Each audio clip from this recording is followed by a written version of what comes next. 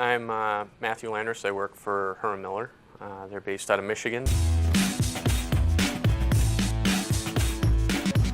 I do some CAD drawings, laying out floor plans and stuff, since I work for the healthcare division. And we've been recently working in Revit, and I've been doing programming in the API there before I was doing that within AutoCAD. Not too adventurous. I always like to work with my hands. When I was younger, I had no earthly idea what I wanted to do with my life.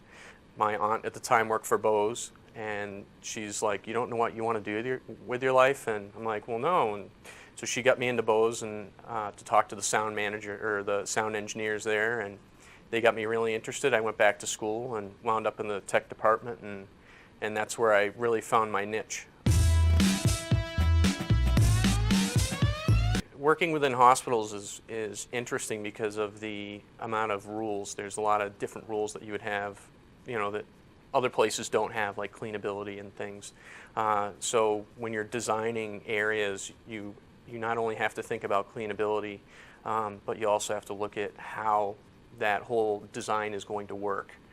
So you really have to talk to your customers, which would be the nurses and doctors, to find out how they use that area, and then take that information and go back and design that area for them.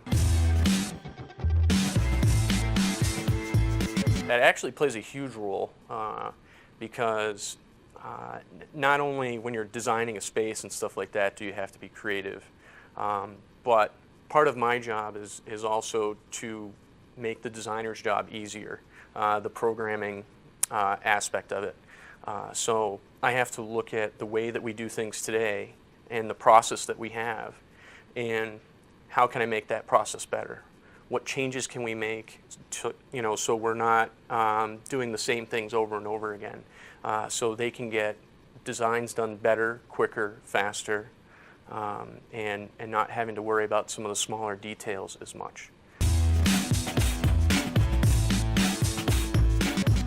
For high school students, for words of wisdom for you, look at what you're most interested in, and really kind of follow that path, because you might be surprised at, what's out there and where it leads you, and not to get frustrated.